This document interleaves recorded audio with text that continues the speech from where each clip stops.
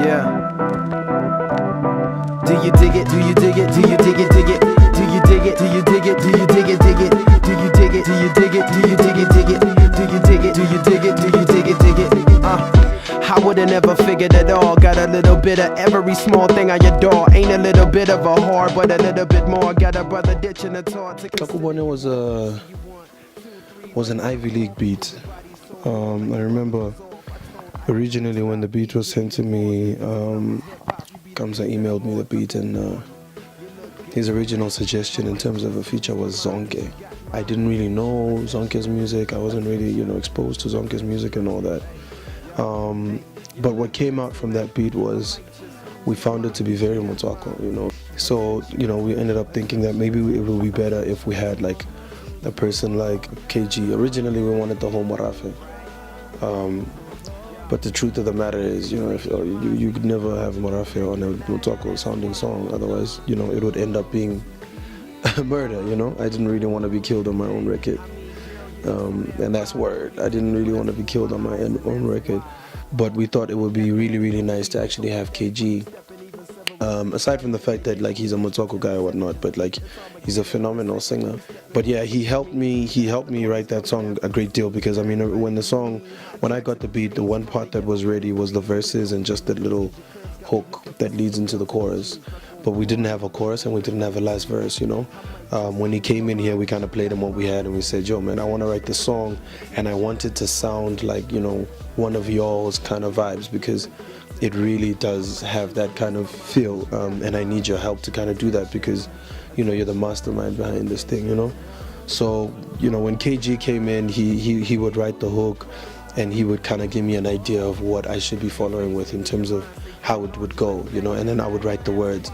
And I found myself running everything through him. We were at a point where he would be like, okay, cool, so let's say Momo to Ona Kiku, and then he'd be like, then you just come in here with your raps. And I was like, okay, cool. Then I'd go back, I'd go right, then I'd come back in here and be like, yo, what do you think of this? And he'd be like, yo, that's dope. So he pretty much helped me produce that song and sound the way it was, man. It was like a pleasure to work with that guy, and really the thinking behind the song was really to write a song that really acknowledges, the misses, and when you see your misses and you're like, yo, this girl looks hot tonight, you know what I mean? Like, this girl looks banging, you know what I mean? I've got a banging girl, I think and that was the thing about the song. It was like, it was about taking time out to say, you know what, you actually look fly, But it's quite funny, man. It seems to be the favorite of the album. That's the one song that I probably get told about the most on the album. So I'm like, yo, I like this song, I like this song, I like this song. I actually know people like the album when they've tweeted me about that song or when they've messaged me about that song. So we're looking at doing that as the next single. So that was Couple More. Hey, for real, hey, you can be such a brat, hey. Hey. Such a brat was a concept that had been in my head for a very long time, because I wanted to write the story about, because my girl is a very fussy person. I always wanted to write a story about this girl, that was such a brat. You can be such a brat when you're tripping because the steak is medium rare, or tripping because I'm tipping a waiter that wasn't there. You're tripping at them sisters taking pictures with your man. Later you in stitches because you got reason without the mask. So first of all, the beat came across as a very happy beat, very sweet, very nice and whatnot, But it kind of ended up becoming the beat I could actually write the story to that for. And yeah, I eventually did that. I just probably threw in one or two things that didn't really make it about my lady, but by now me and her know that it was a song about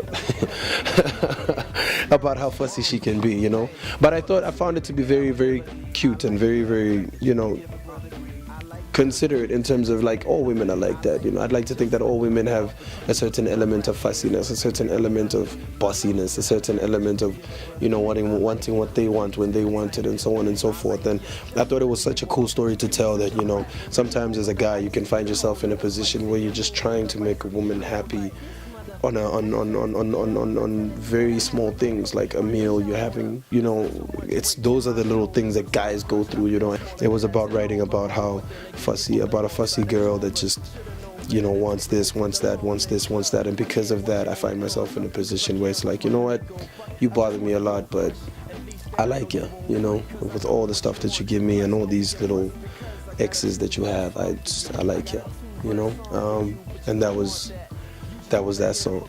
Okay, so finally my ass is about to breathe an ounce of gasoline to any fire dragon bragging heat with no respect to reads naturally. Actually, I should be the last to speak cause I'm so Status update. Very, very depressing place in my life, you know. I remember I was at home and it was in the middle of the night or something, you know, and I don't remember what was going on, but it's funny because I'd actually had a discussion with Dumi on Twitter, and this is when me and Dumi weren't really that close or weren't really that tight, but you know, I happened to say something about the reasoning, and it's funny because he actually dissed me that day. He actually said, you know, you have an album out?